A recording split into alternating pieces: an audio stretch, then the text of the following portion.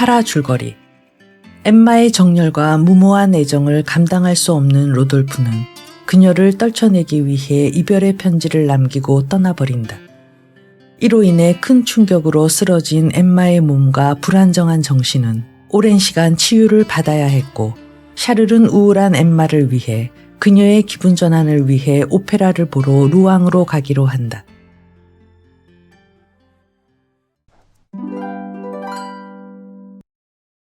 15. 사람들은 질서정연하게 난간과 난간 사이에 끼어 벽을 따라 늘어서서 기다리고 있었다. 날씨는 활짝 깨어 맑고 더웠다. 땀이 사람들의 머릿속을 흘러 사람들은 손수건을 모두 끄집어내어 붉어진 이마들을 닦고 있었다.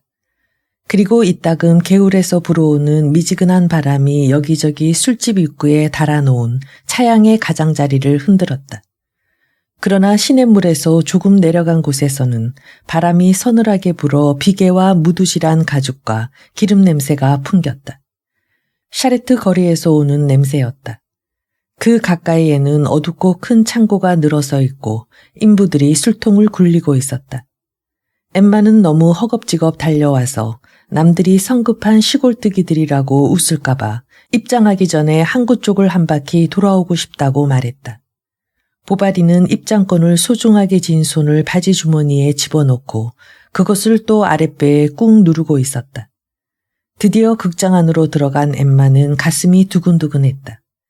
그녀가 1등석 계단을 올라가는 동안 많은 손님들이 다른 쪽 복도에서 오른쪽으로 몰려가고 있었다. 그것을 보자 그녀는 불현듯 미소가 떠올랐다. 융단으로 싼 큰 문을 손가락으로 밀 때 어린애 같은 기쁨이 솟아올랐다. 그녀는 복도에 먼지 낀 공기를 가슴 가득히 들이마셨다.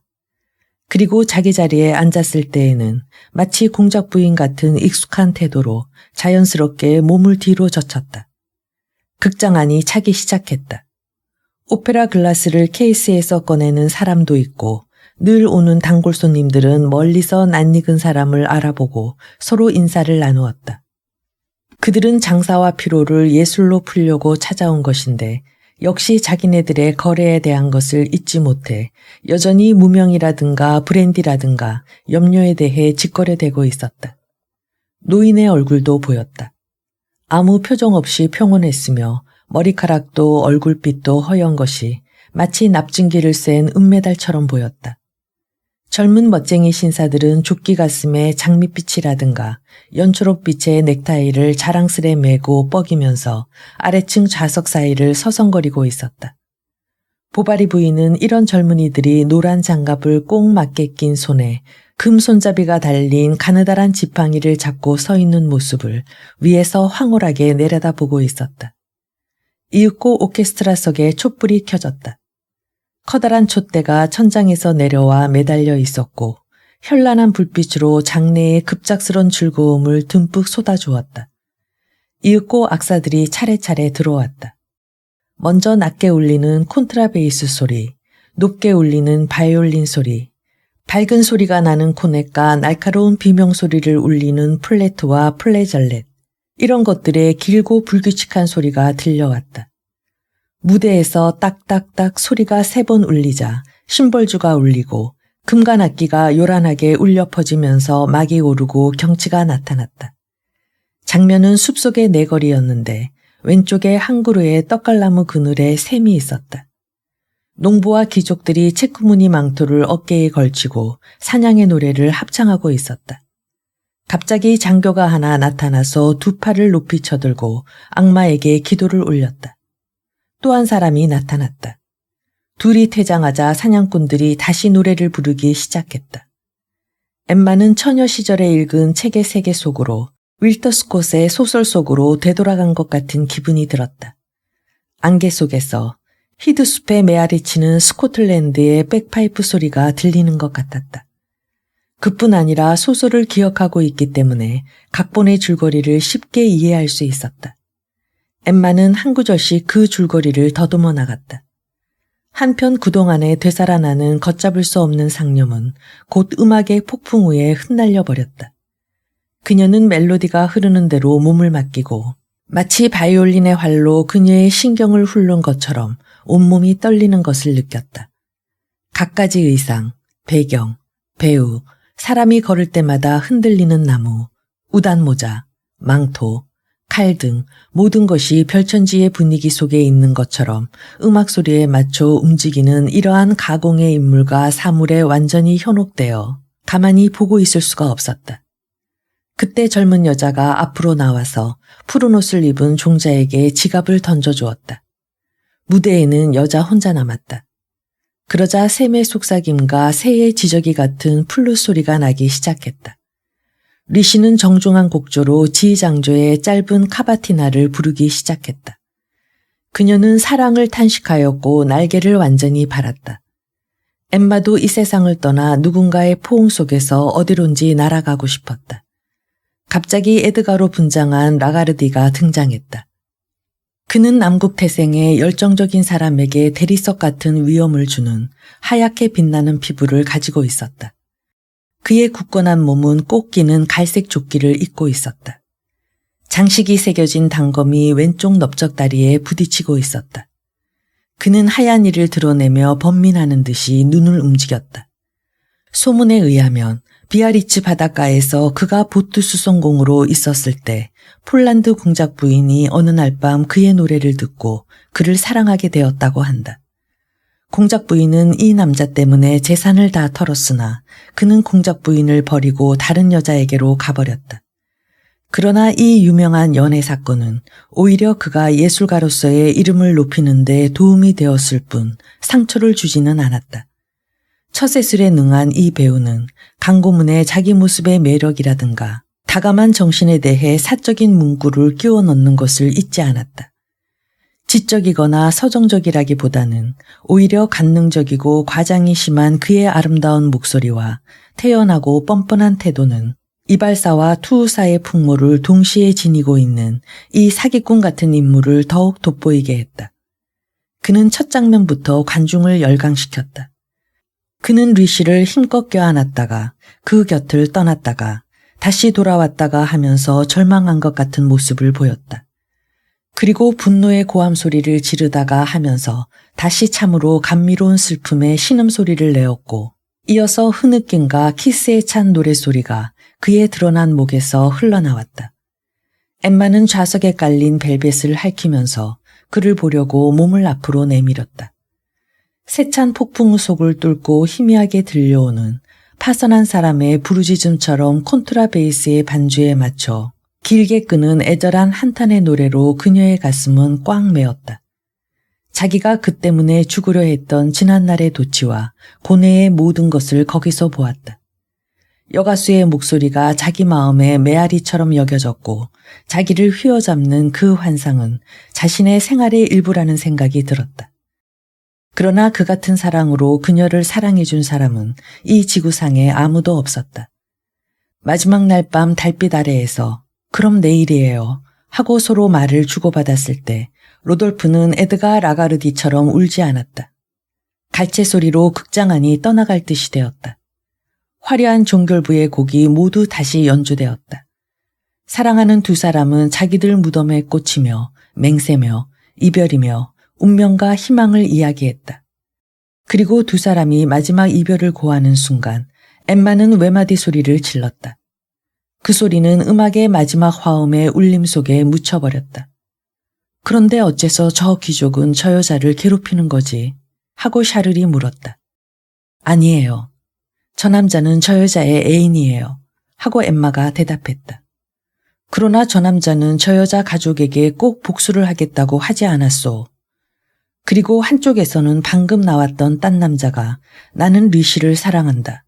그리고 리시도 나를 사랑하고 있다라고 말했단 말이오.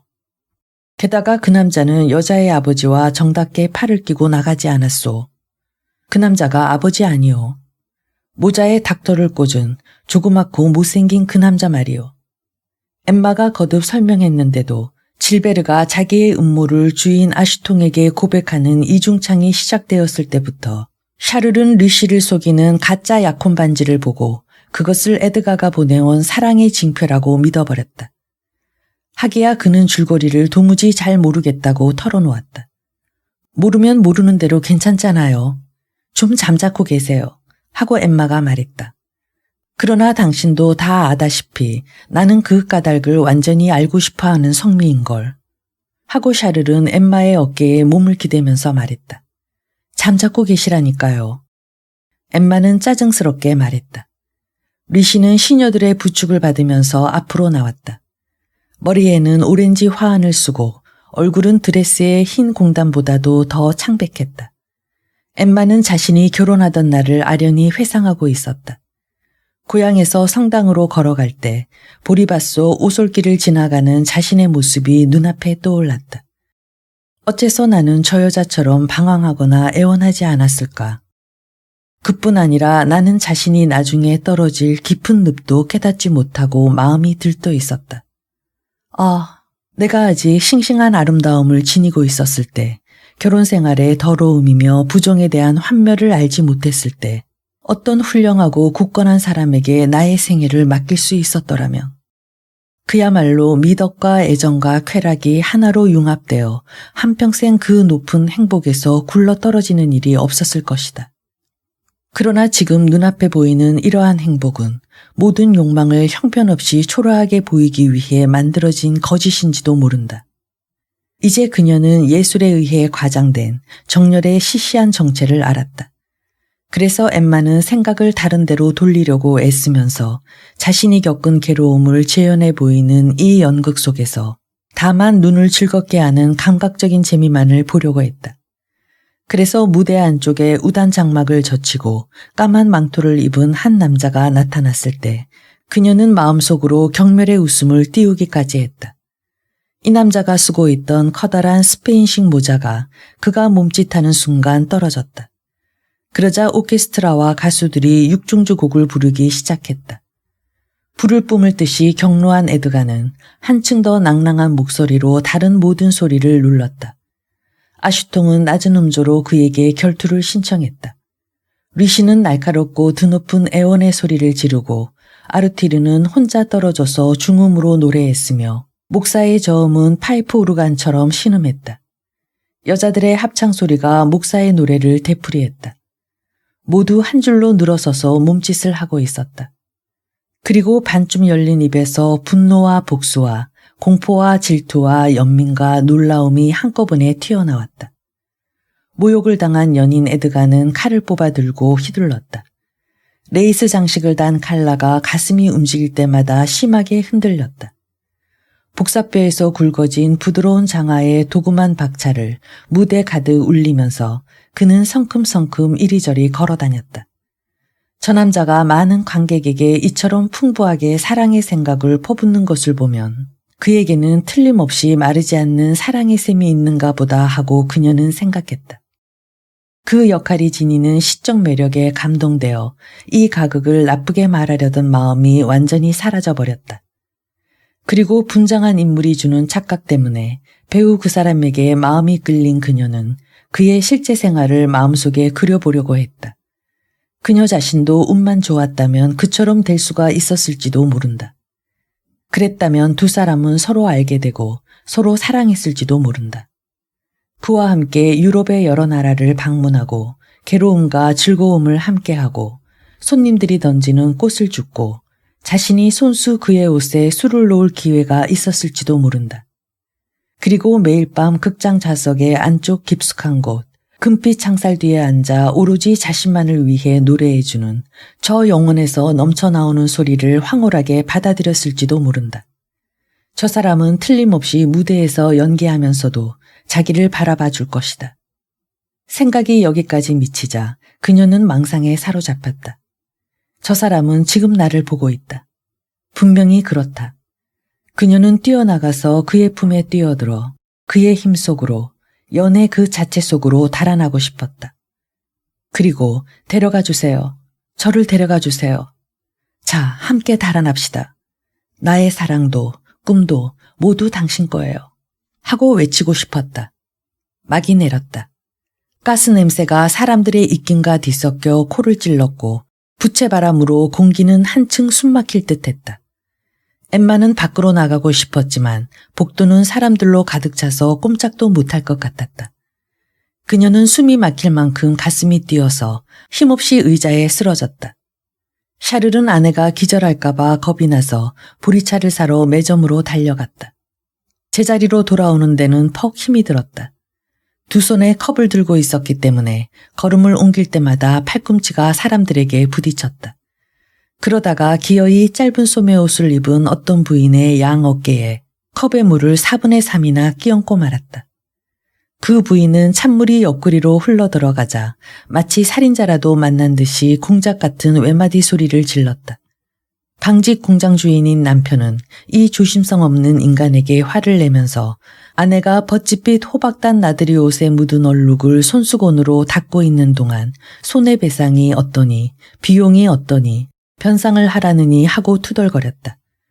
간신히 샤를은 아내 옆으로 돌아와서 숨을 헐떡거리며 말했다. 정말 오도 가도 못할 뻔했네. 굉장히 붐비는군. 굉장해. 그리고 덧붙였다.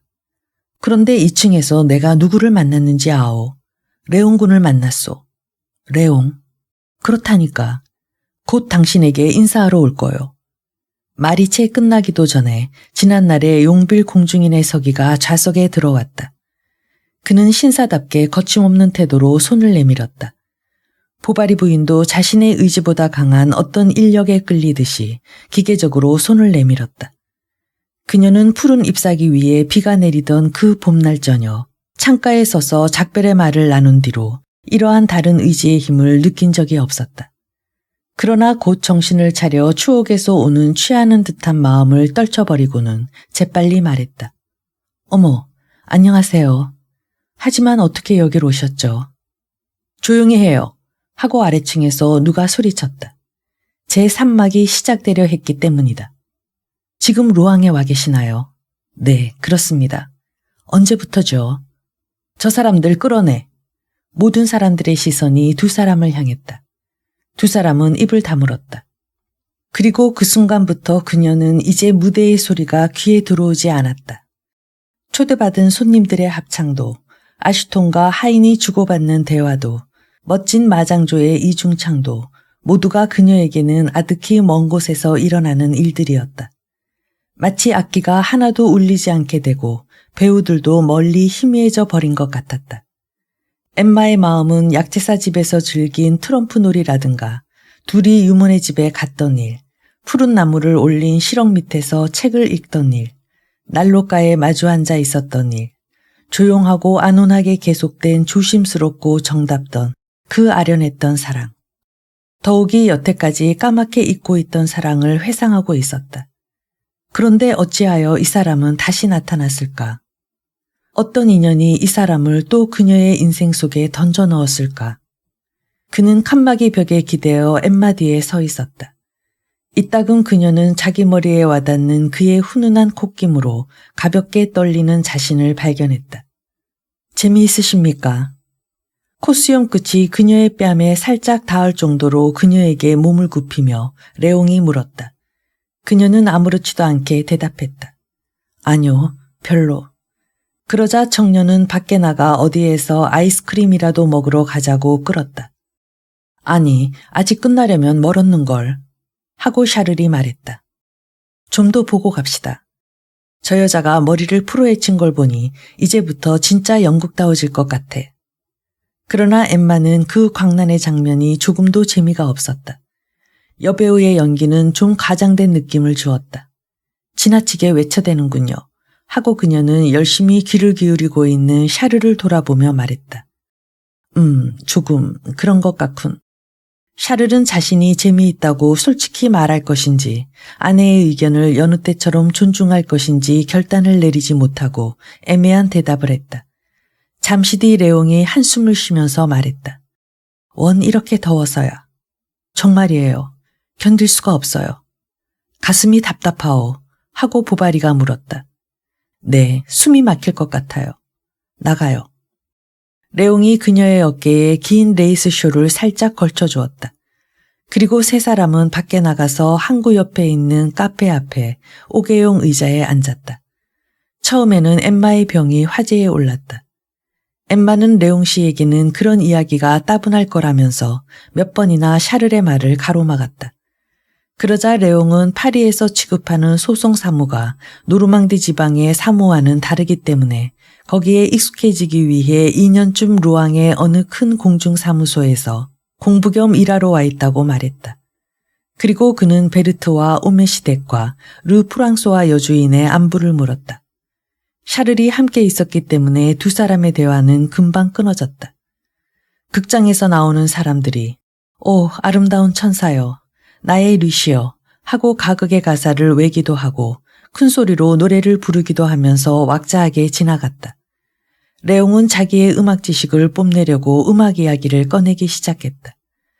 그는 탕비리니, 리비니, 페르시아니, 그리지를 모두 보았는데 그들에 비하면 라가르디는 그저 무턱대고 과장만 했지 비교도 할 수 없을 만큼 엉터리라고 했다.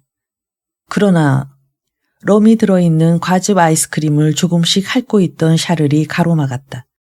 마지막은 아주 훌륭하다는 소문이던걸. 끝까지 보지 못한 것이 유감이야. 그때부터 재미있게 될 판이었거든. 얼마 안 있다가 또 한 번 공연이 있는 모양이던데요. 하고 서기가 말했다. 그러나 샤를은 자기들은 내일 돌아가야 한다고 대답했다. 하기야 당신만 혼자 남겠다면 별 문제지만 하고 그는 아내를 돌아보며 덧붙였다. 그러자 예상하지 못했던 소망을 이룰 수 있는 기회가 나타난 것을 본 청년은 재빨리 작전을 바꾸어 마지막 장면의 라가르디 연기는 참으로 장엄하고 훌륭하다고 칭찬하기 시작했다. 그러자 샤를이 아내에게 권유하기 시작했다. 당신은 일요일에 돌아오구려. 그렇게 해요. 망설이는 건 잘못이야. 당신 자신은 모르지만 이건 당신 몸에 아주 좋은 약이 되는 거요. 그러는 동안에 주위 식탁에는 손님들이 보이지 않게 되었다. 보이가 조심스럽게 그들 앞에 와서 섰다. 샤를이 그것을 깨닫고 지갑을 꺼내자 서기는 샤를의 팔을 누르고 계산을 끝냈을 뿐 아니라 은하둔 잎을 대리석 식탁 위에 놓는 것을 잊지 않았다. 이러시면 난처한데요. 하고 보바리가 말했다. 당신에게 돈을 치르게 했어야. 레옹은 이 정도쯤이야 당연하죠. 하는 몸짓을 하고 모자를 집어들면서 엠마에게 말했다. 그럼 결정하신 거죠. 내일 6시에. 샤를은 다시 자기는 더 이상 집을 비울 수 없기 때문에 거절하지만 아내가 남는 것은 별 상관없을 것이라고 했다. 하지만 하고 그녀는 야릇한 미소를 지으면서 더듬거렸다. 어떻게 해야 좋을지 모르겠어요. 자, 잘 생각해 보구려. 천천히 말이요. 하룻밤 자고 나면 좋은 생각도 떠오를 테지. 그리고 그들을 배웅해준 레옹에게 말했다. 이제는 이렇게 우리와 가까운 곳에 사니 이따금 집에 오셔서 저녁 식사라도 같이 하십시오. 서기는 용빌의 사무소의 일로 가야 할 때도 있으니까 꼭 찾아뵙겠다고 약속했다. 세 사람이 생테레블랑 골목 앞에서 헤어졌을 때 성당에서 11시 반을 울리는 종이 울리고 있었다. 제3부 1.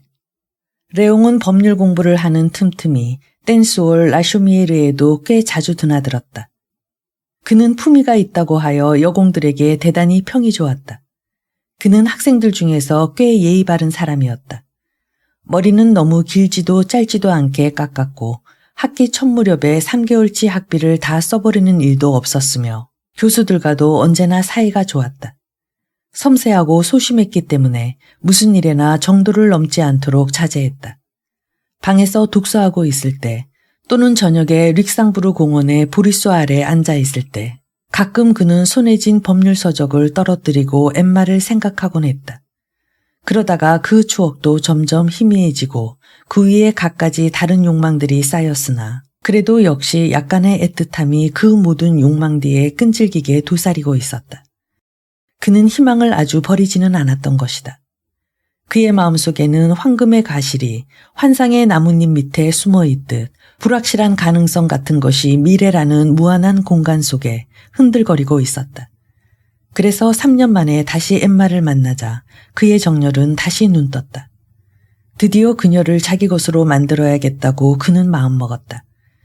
게다가 그의 소심한 천성은 쾌활한 친구들과 접촉하는 동안 많이 줄어들었다. 파리의 큰 길을 에나멜 구두로 걸어보지 못한 인간들을 경멸하며 시골로 돌아온 그였다. 법률을 공부하는 일개 학생에 지나지 않는 레옹은 훈장과 마차를 가진 이름난 의사의 객실에서 레이스에 둘러싸인 파리 여자 옆에 나갔더라면 아마 틀림없이 어린애처럼 쩔쩔맸을 것이다. 그러나 여기 루앙이라는 항구 도시에서 상대가 이런 의사 부인이라면 그도 상대를 현혹시킬 자신이 있었기 때문에 아주 침착했다. 침착이란 장소에 따라 달라지는 것이다. 2층에 사는 상류인간과 5층에 사는 중류인간과는 말도 저마다 다르게 마련이다. 게다가 돈 많은 여자는 정조를 지키기 위해 마치 코르셋 안쪽에 갑옷을 대듯 몸 전체에 있는 대로 지폐를 감고 있는 것처럼 보인다. 전날 밤 레옹은 보바리 부부와 헤어진 뒤 멀리서 뒤를 밟았다. 그리고 그들이 붉은 십자 여관 앞에서 걸음을 멈추는 것을 보고 발길을 돌려 밤새도록 계획을 짰다. 그리하여 이튿날 저녁 5시께 그는 목이 메이고 두 볼은 창백해져서 절대로 뒤로 물러나지 않겠다는 겁쟁이 특유의 결의를 굳힌 표정으로 호텔에 들어갔다. 바깥어른은 지금 안 계신데요 하고 하인이 대답했다. 좋은 징조라는 생각이 들었다. 그는 2층으로 올라갔다. 엠마는 그가 온 것을 보고도 별로 당황해하지 않았다. 뿐만 아니라 자기들 숙소를 깜빡 잊고 알려주지 않은 것을 사과했다. 대강 짐작은 하고 있었습니다. 하고 레옹은 대답했다. 어떻게요? 레옹은 본능에 이끌려서 그녀를 따라왔노라고 말했다. 그러나 엠마가 미소를 지었기 때문에 바보 같은 말을 했나 싶어 오전 내내 시내 여관을 모조리 뒤졌노라고 고쳐 말했다. 그럼 부인은 남아 계시기로 작정하셨습니까? 네, 하고 그녀는 대답했다. 하지만 괜한 짓을 한 것 같아요. 여러 가지 해야 할 일도 많은 사람이 이렇게 엉뚱한 놀이나 하고 있어서야 되겠어요. 하지만 제 생각에는 아니에요. 당신은 여자가 아니니까 제 마음을 모르실 거예요. 그러나 남자에게도 괴로운 일은 있는 법이라는 데서 두 사람의 대화는 갖가지 인생관에 관한 얘기로 옮겨갔다. 엠마는 애정의 비참함과 인간의 마음이 누구한테도 이해되지 못할 때의 영원한 고독 같은 것에 대해 이야기했다. 아첨하기 위해서인지 혹은 상대의 우울한 마음에 자극받아 아무 생각 없이 흉내낸 것인지 청년은 공부하는 동안 내내 마음이 우울해서 견딜 수가 없었다고 호소했다. 소송 기록에 대한 공부가 짜증이 나서 다른 직업에 마음이 끌린다느니 게다가 어머니는 편지할 때마다 계속 잔소리만 한다느니 두 사람은 차츰 자기들의 고민을 하나씩 자세히 털어놓게 되었다. 이야기함에 따라 그들은 점점 더 솔직해지는 이야기에 차차 흥분을 느꼈다. 그러나 가슴속에 있는 생각을 몽땅 털어놓는 것은 피했다. 그리고 그럴 때는 뭔가 완곡한 표현으로 진정을 은근히 나타낼 말을 찾았다. 엠마는 다른 남자를 사랑했다는 것은 고백하지 않았고 레옹은 그녀를 잊었다는 사실을 말하지 않았다. 어쩌면 레옹은 가면 무도회 뒤에 부두 노동자로 가장하고 여자들과 밤참을 함께한 것을 이미 잊어버렸는지도 모르고 엠마도 아침 일찍 풀을 밟으며 정부의 집으로 달려갔던 일을 깡그리 잊고 있는지도 몰랐다. 거리의 소음은 두 사람 귀에 거의 들려오지 않았다. 그 방은 두 사람의 고독을 한층 더하게 하기 위해 특히 작고 오붓한 것 같았다. 엠마는 능직무명 실내복을 입고 낡은 안락의자 등에 묶은 머리를 기대고 있었다. 노란 벽지가 그녀 뒤에 금빛 배경을 만들어 주었다. 아무것도 쓰지 않은 머리가 거울에 비치고 하얀 가리마 사이로 양쪽으로 가른 머리 밑에 하얀 깃볼이 보였다. 용서하세요. 하고 그녀는 말했다. 내가 나빴어요. 이런 불평만 늘어놓고. 실증 나셨죠? 아닙니다. 별 말씀을. 당신이 알아주신다면.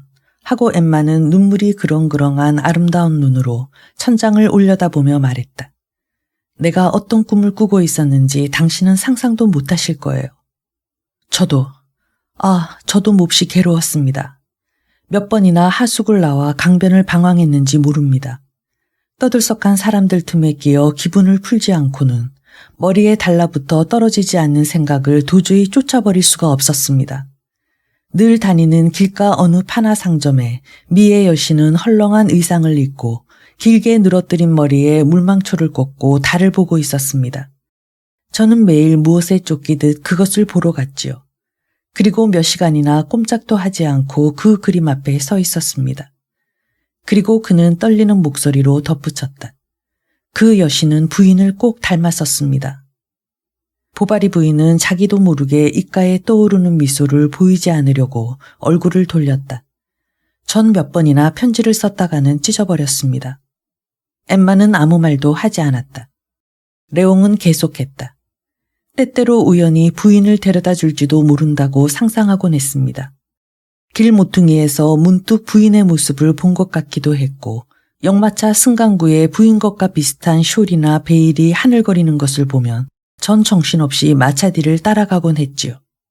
엠마는 그의 말을 가로막지 않고 그대로 계속하게 내버려 두었다. 팔짱을 끼고 고개를 숙인 채 덧신의 꽃장식을 내려다보고 있었다. 그리고 이따금 발끝으로 덧신의 공단을 움직였다. 한참 뒤에 그녀는 한숨을 쉬면서 말했다. 무엇보다도 가장 슬픈 것은 나처럼 아무 쓸데없는 생명을 질질 끌며 사는 것이 아닐까요? 내 고통이 누구에게 도움이라도 된다면 희생을 한다 여기고 마음을 위로하겠지만 레옹은 미덕과 의무와 감추어진 희생을 찬양하기 시작했다. 그리고 자신도 아직 적당한 일은 발견하지 못했으나 뭔가에 헌신하고 싶은 욕구를 강하게 느낀다고 말했다. 전 병원에 근무하는 수녀가 되었으면 싶어요. 불행하게도 하고 그는 말했다. 남자에겐 그런 신성한 일이 없습니다. 전 그런 직책을 아직 아무 데서도 발견하지 못했습니다. 의사라도 되면 또 모를까. 엠마는 가볍게 어깨를 움찔하며 그의 말을 가로막았다. 그리고 죽을 병이 걸렸을 때 죽지 못한 것을 한탄하고 만일 그때 죽었더라면 지금과 같은 그런 고통은 없었을 것이라고 말했다. 레옹은 곧 무덤의 정적이 부럽다고 말했다. 그리고 어느 날 밤에는 자기의 유해를 엠마가 선물로 보내준 벨벳으로 테두리한 그 아름다운 침대 덮개로 싸달라는 유언까지 쓴 일이 있다고 말했다. 사실 두 사람은 정말로 그랬으면 좋았을 것이라고 생각하고 있었으며 두 사람이 다 이상적인 상을 그려놓고는 과거의 생활을 이제 와서야 거기에다 두드려 맞추고 있는 것이었다. 게다가 언어란 감정을 길게 느리는 아병기와 비슷한 것이다. 침대 덮개에 관해 꾸며낸 이야기를 듣고 엠마는 물었다. 어머, 왜 그러셨어요? 왜 그랬냐고요? 레옹은 주저했다. 그건 부인을 진심으로 사랑하고 있었기 때문이지요. 이렇게 말하고 겨우 어려움을 모면한 데 안심한 그는 흘깃 곁눈으로 그녀의 얼굴을 살펴보았다. 그 얼굴은 마치 바람이 구름을 말끔히 걷어간 하늘과 같았다. 어둡게 덮였던 슬픔이 눈에서 자취를 감추었다. 얼굴 전체가 환하게 빛났다. 레옹은 가만히 기다렸다. 이윽고 그녀는 대답했다. 저도 오래전부터 알고 있었어요. 이때부터 두 사람은 멀리 흘러간 과거의 기쁨과 슬픔을 이야기하고 그때를 가리켜 기쁨과 우수의 시절이었다고 한마디로 요약했다. 레옹은 줄장미 동굴을 올린 가지며 그녀가 입고 있던 옷이며 방에 가고 그녀의 집에 대한 모든 것을 회상했다. 참, 그 선인장은 어떻게 되었습니까? 지난 겨울에 얼어 죽었어요. 아, 전 그 선인장을 얼마나 생각했는지 모릅니다. 여름날 아침 햇빛이 덧문에 비치면 전 옛날처럼 곧잘 그 선인장을 생각하곤 했지요. 부인의 드러난 팔이 꽃 사이를 움직이고 있는 것이 눈에 훤히 보이는 것 같았습니다. 어머, 어쩌면 하고 그녀는 손을 내밀었다. 레옹은 재빨리 그 손에 입술을 댔다. 그리고 한숨을 한번 커다랗게 쉬고 말했다. 그때 제게 있어서 부인은 제 목숨을 사로잡는 무언가 풀래야 풀 수 없는 힘이었죠. 언젠가 부인 댁에 간 적이 있습니다. 부인은 벌써 그 일을 잊으셨겠지만 잘 기억하고 있어요. 하고 엠마는 말했다. 계속하세요. 그때 마침 부인은 외출하려고 마지막 층계를 내려서고 계셨습니다. 조그만 푸른 꽃이 달린 모자를 쓰고 계시더군요. 그런데 전 부인이 청하시지도 않았는데 부인을 따라 나섰습니다. 마음속으로는 괜한 짓을 하는 건 아닌가 자꾸 후회가 되더군요.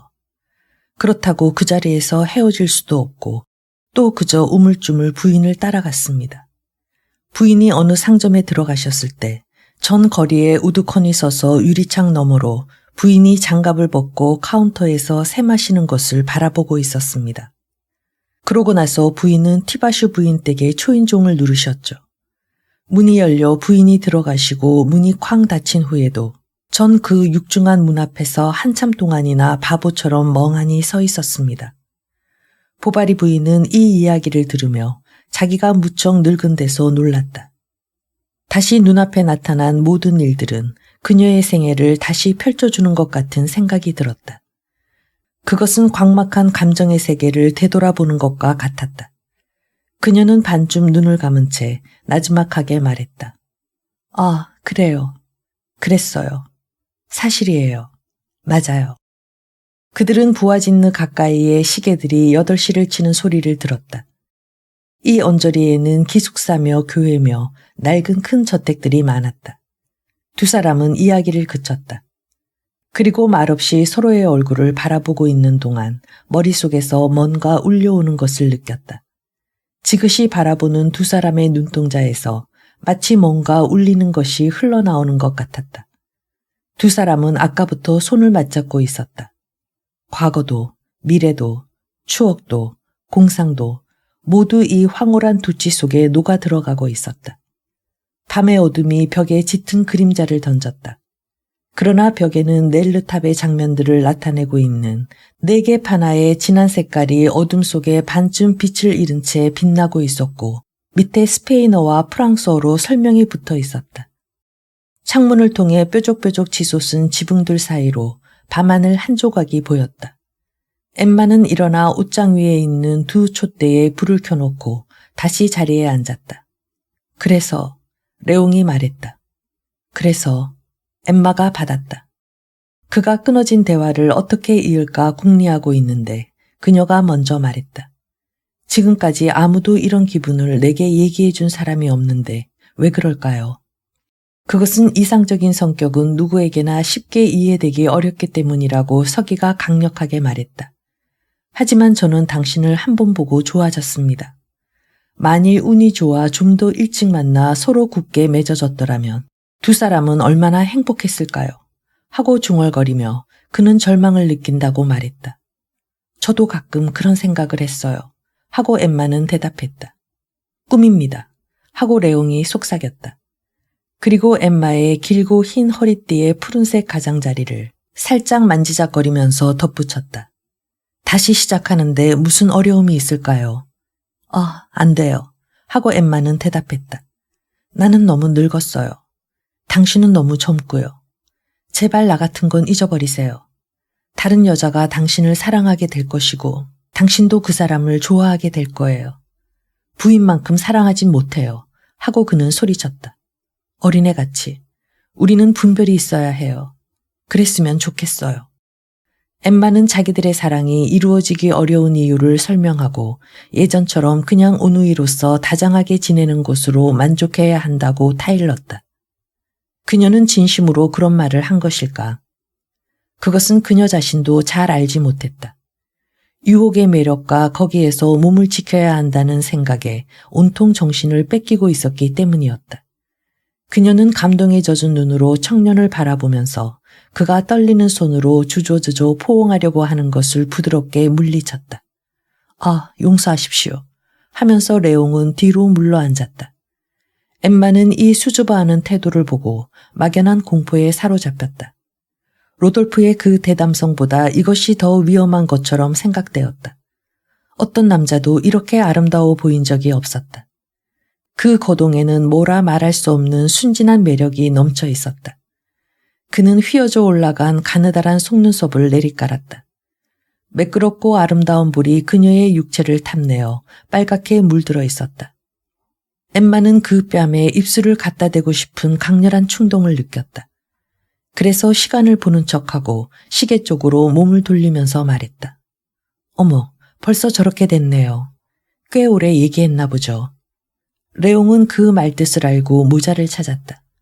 얘기하느라고 연극 구경 가는 것도 잊고 있었군요. 주인은 그 때문에 절 일부러 두고 갔는데. 그랑퐁 거리에 사는 로르모 씨가 부인과 함께 절 데려다 주기로 했어요. 기회가 사라졌다. 그녀는 내일 떠나야 하기 때문이다. 정말이십니까? 레옹이 물었다. 네. 하지만 저와 꼭 한 번 더 만나주시지 않으면 안 됩니다. 드릴 말씀이 있습니다. 뭔데요? 어떤 아주 중대하고 진지한 얘기입니다. 부인은 떠나실 리가 없습니다. 그럴 리가 없어요. 하다못해 부인께서 들어주십시오. 그리고 제 마음을 모르셨단 말입니까? 짐작도 못하셨단 말입니까? 너무나 분명히 말씀하시는 거려. 자, 제발 놀리지 마십시오. 그만하세요. 제발 꼭 한 번만 더 만나주십시오. 한 번만. 꼭 한 번만. 좋아요. 그녀는 말을 끊고 있다가 생각을 바꾸었다는 듯이 다시 덧붙였다. 하지만 여기선 안 돼요. 어디라도 좋습니다. 그럼 그녀는 잠시 생각하는 것 같았다. 그리고 쌀쌀한 목소리로 대답했다. 내일 11시 대성당에서. 네, 그리로 가겠습니다. 그는 엠마의 손을 잡고 외쳤다.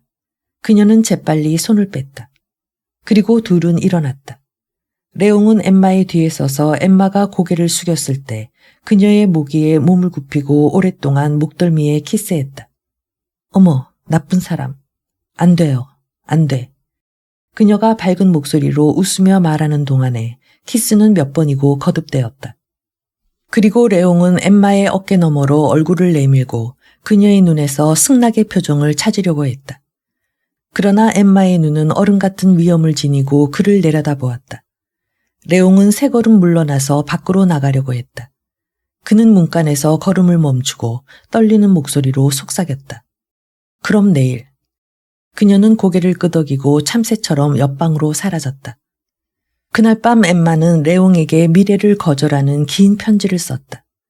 이제 모든 것이 끝났다. 우리는 서로의 행복을 위해 더 이상 만나서는 안 된다고 썼다. 그러나 편지를 봉하고 나자 그녀는 레옹의 주소를 모른다는 것을 문득 깨닫고 당황했다. 내가 직접 주지 뭐. 그이는 올 테니까. 하고 그녀는 생각했다. 이튿날 레옹은 창문을 활짝 열어 젖힌 발코니에서 콧노래를 부르며 자기 구두를 정성껏 닦고 있었다. 흰 바지에 날씬해 보이는 양말을 신고 초록빛 상의를 걸쳤다. 손수건에는 향수를 있는 대로 뿌렸다. 그리고 이발소에서 머리도 곱슬거리게 손질했는데 하고 보니 자연스러운 것이 좋을 것 같아 곱슬거리게 만든 것을 도로 폈다. 아직 너무 이르군. 이발소의 비둘기 시계를 보고 그는 생각했다. 시계는 9시를 가리키고 있었다. 그는 낡은 유행 잡지를 읽고 집을 나섰다. 골련을 한 대 피워 물고 큰 길을 3개나 거슬러 올라갔다. 그러고 나니 시간이 어느 정도 된 것 같아 노트르담 성당 앞 광장으로 천천히 걸어갔다.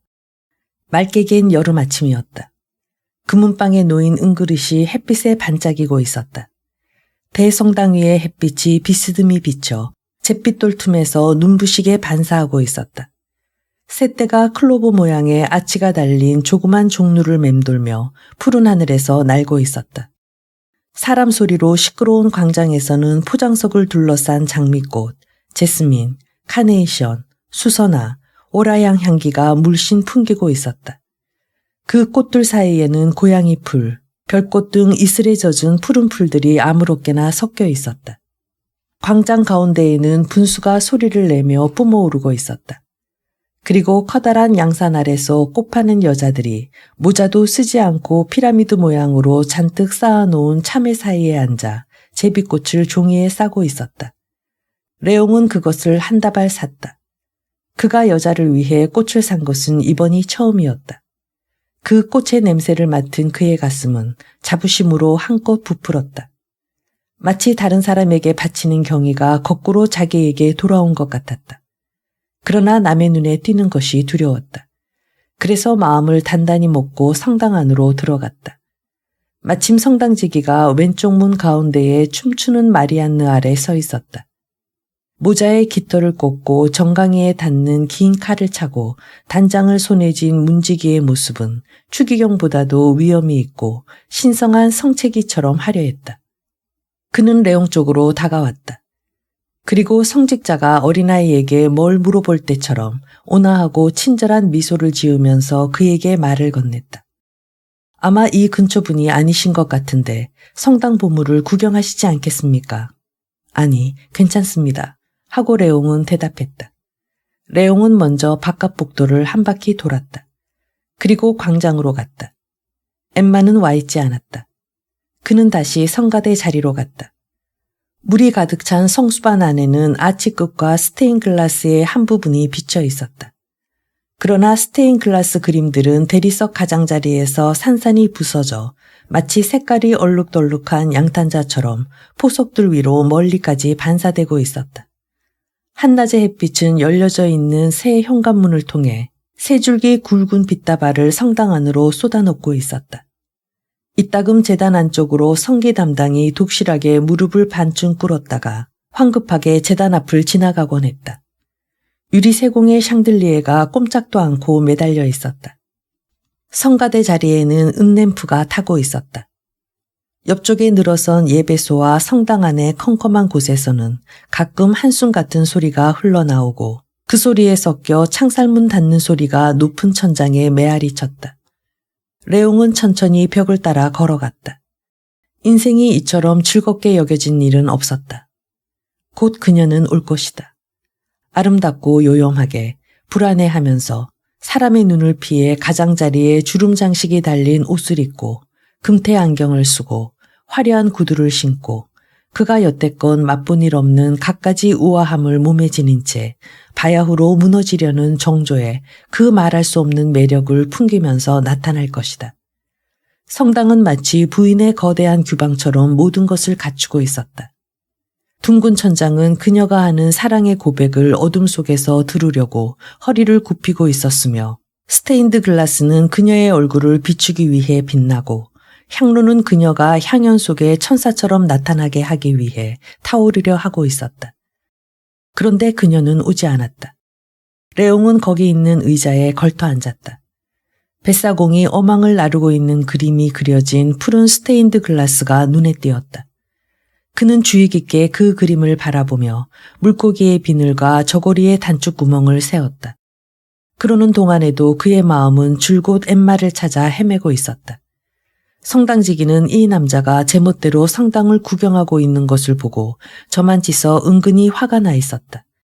성당지기는 그가 괴상한 행동을 하고 있는 듯한 생각이 들었고 무엇을 훔치거나 신성을 모독할 사람처럼 생각되었다.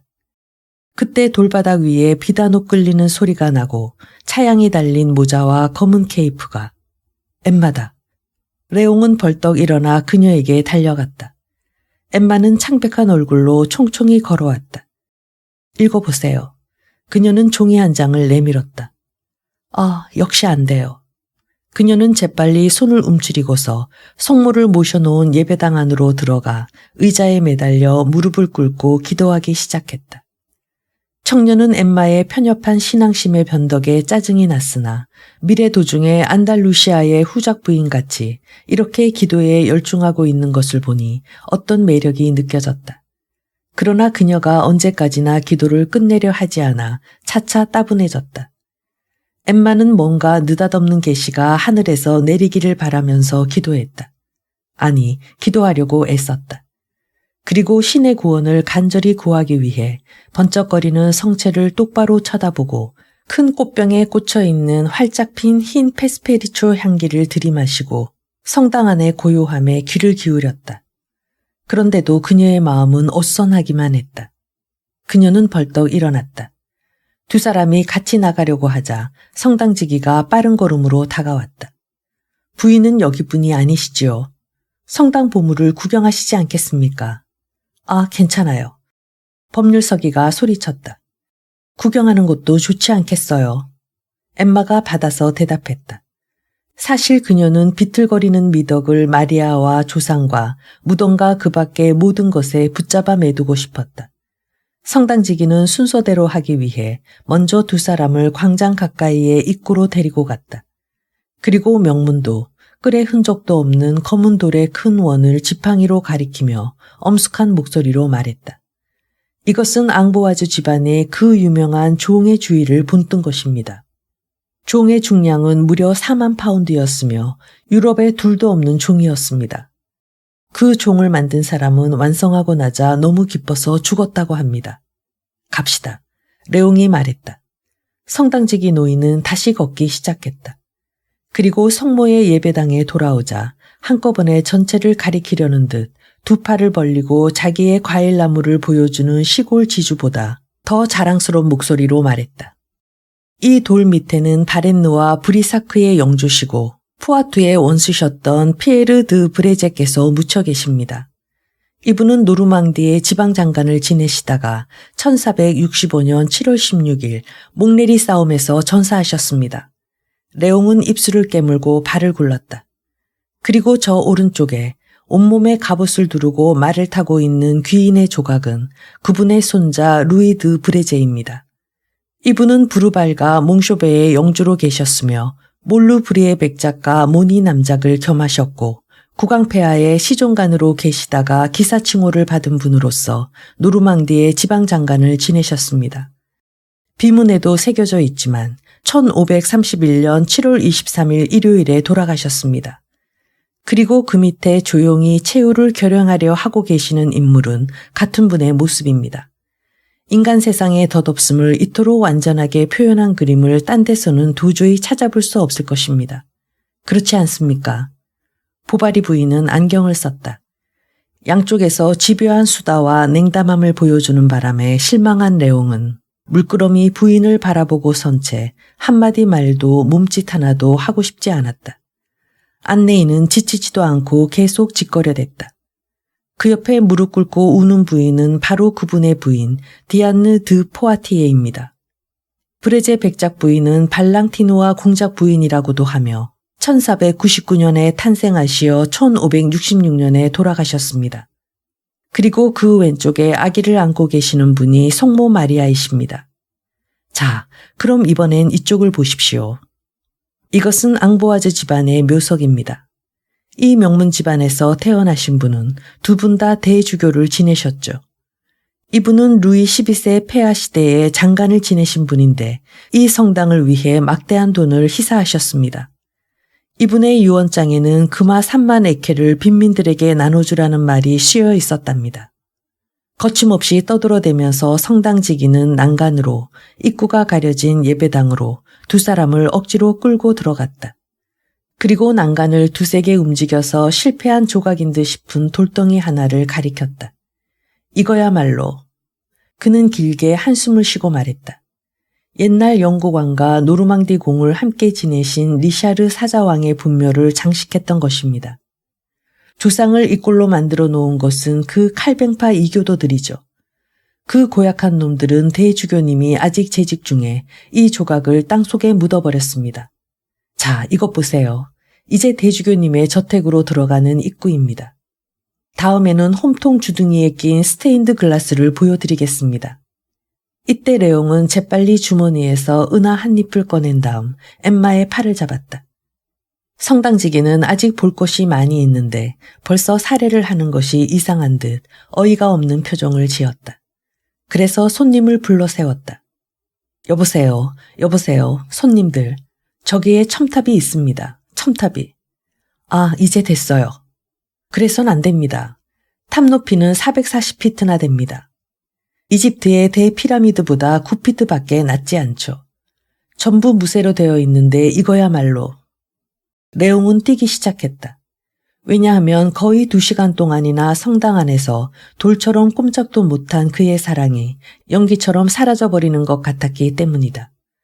어떤 기발한 철물 제조공이 기상천외한 생각으로 세워놓은 것 같은 성당 위로 괴상하게 솟아있는 채광창이 달린 굴뚝과 잘라버린 연통과 길쭉한 홈 구멍 같은 곳을 통해서 그의 사랑이 사라질 것 같았기 때문이다. 대체 어디로 가시는 거죠? 하고 엠마가 말했다. 레옹은 대답하지 않고 계속 빠른 걸음으로 걸어갔다. 보바리 부인이 입구의 성수반에 손가락을 담그고 있을 때 뒤에서 단장을 짚는 소리에 섞여 가쁜 숨소리가 들려왔다. 레옹이 고개를 돌렸다. 여보세요. 뭐요? 본이 성당직이었다. 그는 가철한 책을 20권쯤 아랫배에 안아들고 겨우 균형을 유지하며 다가왔다. 그것은 이 성당의 내력을 적은 책이었다. 병신 같으니 레옹은 중얼거리면서 성당 밖으로 뛰어나갔다. 성당 앞들에 어린애 하나가 놀고 있었다. 마차를 한 대 불러다오. 아이는 카트르방 거리로 총알처럼 뛰어갔다. 두 사람은 한참 동안 마주서서 얼굴을 바라보며 어색한 기분에 잠겼다. 아, 레옹, 정말 전 어떡하면 좋아. 엠마가 애교스럽게 말했다. 그리고 나서 심각한 듯이 정색을 하고 말했다. 정말 이러면 안 돼요. 뭘 말입니까? 하고 레옹이 응수했다. 이런 일은 파리에선 얼마든지 있는 일입니다. 이 한마디가 거역할 수 없는 명령이기나 한 듯 그녀의 마음을 결정적으로 굳혔다. 그러나 마차는 좀처럼 오지 않았다. 레옹은 그녀가 다시 성당으로 들어가지 않을까 겁이 났다. 마침내 마차가 나타났다. 성당 입구에 서 있던 성당지기가 다시 소리쳤다. 하다못해 북쪽 문으로 나가십시오. 부활이랑 최후의 심판이랑 낙원, 다이당, 불타는 지옥에 떨어진 악인들이라도 보고 가십시오. 나리, 어디로 모실까요? 마부가 물었다. 어디든지 가주시오. 레옹은 마차 속으로 엠마를 밀어넣으면서 대답했다. 이윽고 무거운 마차는 구르기 시작했다. 마차는 그랑폰 거리로 내려가서 데자르 광장과 나폴레옹 부두, 퐁네프교를 지나서 피에르 코르네이유 상 앞에 멈췄다. 세우지 말고 가요. 차 안에서 소리가 들려왔다. 마차는 다시 움직이기 시작했다. 그리고 라파이에트 내거리를 지나면서부터 언덕길이기 때문에 전속력으로 내려가 기차 정거장으로 들어갔다. 아니, 곧장 가요. 같은 목소리가 소리쳤다. 마차는 울장에서 나와 얼마 뒤 산책로에 이르러 오래된 느릅나무 사이를 천천히 달렸다. 마부는 이마에 흐르는 땀을 닦고 가죽 모자를 무릎 사이에 끼고는 인도를 벗어나 물가 잔디밭 쪽으로 몰아갔다. 마차는 강가 자갈이 깔린 길을 따라 섬 저쪽 오이 쪽으로 한참 동안 달렸다.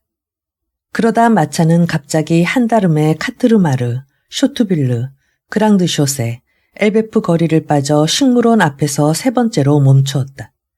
그냥 가라니까. 아까보다 더 짜증스러운 목소리가 외쳤다. 마차는 다시 뛰기 시작하여 생스베르, 큐랑디의 부두, 밀루 부두를 지나 다시 한번 다리를 건너 샹드 마르스 광장을 가로질러 양로원 뒷뜰을 지나갔다. 양로원 마당에는 검은 옷을 입은 노인들이 등나무 덩굴로 푸르게 덮인 동산 위를 햇볕을 쬐며 산책하고 있었다. 마차는 부브레이유 대로를 다시 올라가 코스와즈 대로를 달리더니 몽리 부대를 거쳐 드빌루 언덕까지 갔다. 마차는 거기서 다시 돌아섰다. 그리고 거기서부터는 어디라고 목표도 방향도 없이 되는 대로 달렸다. 이 마차는 여러 광장에 나타났는가 하면 여러 사원 앞에, 기념묘지 앞에도 나타났다. 이따금 마부는 마부석에서 거리의 술집을 실망에 찬 눈으로 흘겨보았다. 그리고 이 손님들이 무엇 때문에 이처럼 멈추지도 않고 돌아다니고 싶어 하는지 알 수가 없었다. 때때로 멈추어 보면 그때마다 안에서 여전히 외치는 소리가 터져나왔다. 그래서 마부는 앞서보다 한층 더 심하게 땀에 흠뻑 젖은 말에 말채찍을 휘둘렀다. 이제 여기저기 부딪혀도 개의치 않았으며 목은 마르고 배는 고프고 겁은 나고 하여 거의 울상이 되어 마차를 몰아나갔다. 선창가에서는 짐수레와 나무통 사이에서, 한길에서는 경계표의 돌 모퉁이에서, 사람들이 둥그레진 눈으로 시골에서는 좀처럼 볼 수 없는 포장마차가 커튼을 내리고 무덤보다도 엄중하게 문을 꼭 닫은 채 배처럼 마구 흔들리면서 시내 이곳저곳에 나타나는 것을 보고 놀라고 있었다. 단 한 번 점심때쯤 마차 옆에 붙은 낡은 은램프에 햇빛이 비칠 때 들판 한복판에서 조그만 노란 커튼 아래로 장갑을 끼지 않은 손이 나오더니 발기발기 찢은 종이를 던졌다. 종이는 바람에 날려서 저쪽 빨간 꽃이 가득 핀 토끼 풀밭에 하얀 나비처럼 내려앉았다. 이윽고 6시가 되어 마차는 보부와진누 구의 어느 골목에서 섰다. 그리고 안에서 한 여자가 내리더니 베일을 쓴 채 뒤도 돌아보지 않고 걸어갔다.